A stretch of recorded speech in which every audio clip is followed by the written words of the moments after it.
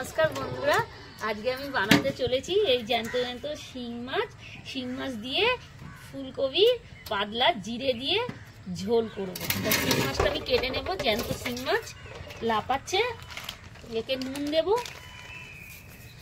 নালে কাঁটা মেরে দেবে আর এই ছাই দেব।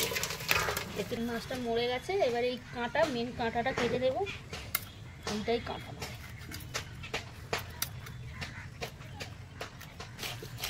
এই মাছটাকে একটু ঘষে নিয়ে যেতে হবে, একটু কালো আছে তো সাদা করে দিতে হবে। এই মাছগুলো ঘষে ধুয়ে নিয়ে এসেছি, এবার পিস করে নেব।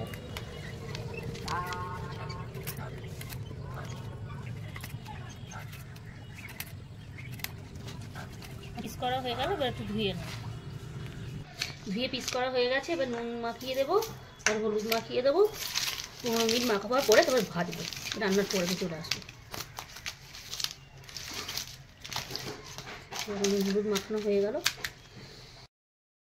এই বন্ধুরা শিং মাছ দিয়ে এই ফুলকপির ঝোল করব। একটা ছোট ফুলকপি নিয়েছি, ছোট আলু নিয়েছি কেটে, আর টমেটো কেটে নিয়েছি, ধনিয়া পাতা আর 5টা কাঁচা লঙ্কা, পেঁয়াজ আর গোলমরিচ, জিরে মরিচ, একটু আদা, একটু রসুন। বেশি মশলা দেব না, মাছের গুণাগুণ নষ্ট হয়ে যাবে। সিম্পল পাতলা ঝোল করব। এই তেল গরম হয়ে গেছে, আমি এই শিঙি মাছগুলো দিয়ে দেবো, অল্প ভাজবো।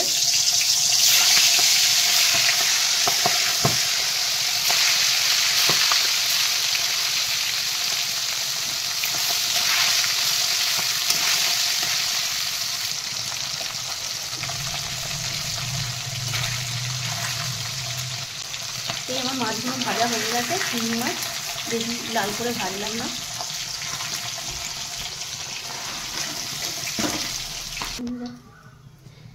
মাছ ভাজা হয়ে গেছে, এবারে আমি এই ঝোলের ফুলকপিগুলো আমি একটু ভেজে নেব তেলের উপরে।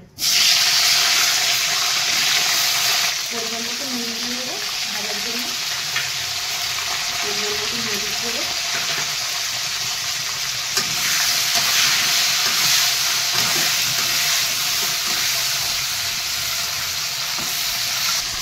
ভালো করে ভাজার জন্য আমি একটু ঢাকনা দিয়ে দেবো, ফুলকপিগুলো আমি সিদ্ধ হয়ে যাবে।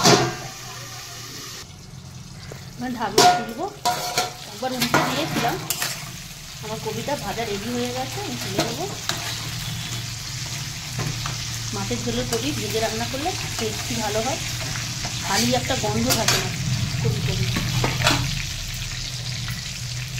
এইবারে রান্নার পর্বে যাচ্ছি, আমি একটু রসুন আর একটা শুকনো লঙ্কা ফোড়ন দিয়ে দেবো। মাছের ঝোলে একটু ফোড়ন দিলে সেন্ট হয়। আর এই জিরে একটুখানি ফোড়ন দেবো, কোনো গুঁড়ো মশলা দেবো না।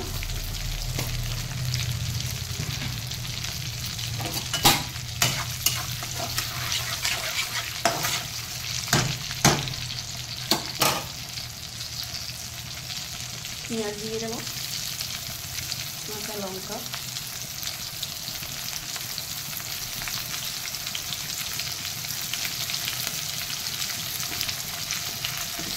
আলুগুলো দিয়ে দিলাম পরিমাণ মতন, হলুদ দেবো। নুন যেহেতু কপিতে দিয়েছি অল্প দেবো আলুর জন্য।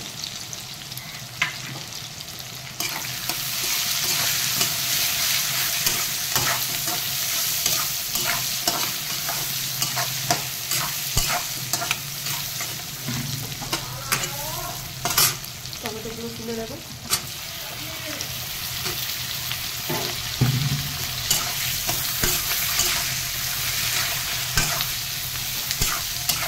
এই বাটা দিয়ে মরিচ আর বাটা একটুখানি আদা বাটা আর এই গোলমরিচ পেস্ট, ধনিয়া বাটাটা লাস্টে দেবো।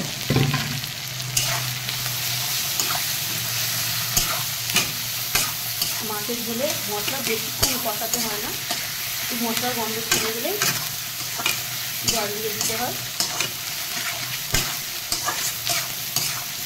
এই যে আমার ভাজা কুড়িগুলো দিয়ে দেবো মশলার সঙ্গে।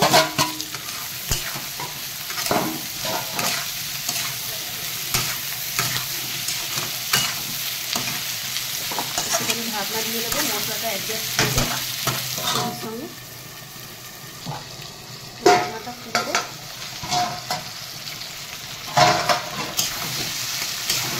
মশলাটা দিয়েছি, মশলা বেশি কষালে হয় না, টিপটিপি হয়, এই জন্য একটু জল দিয়ে মশলাটা একটু কষিয়ে নেব। জলটা একটু মরে যাক, তারপরে ঠান্ডাটা ফুলবো।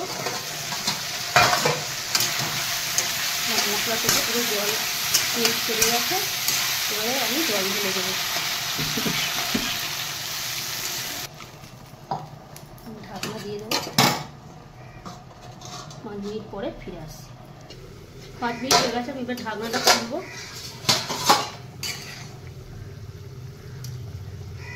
আলু সিদ্ধ হয়ে গেছে, ধনে পাতাটা দিয়ে দেবো, মিনিট 2 পরে মাছ দিয়ে দেবো।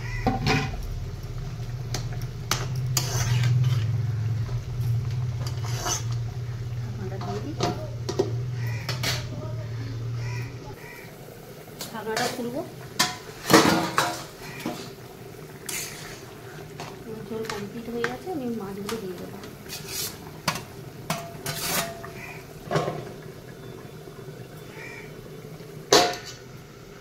ঢাকনাটা খুলবো, মাছের ঝোল, শিং মাছের ঝোল কমপ্লিট, আমি এবার ঢেলে দেবো।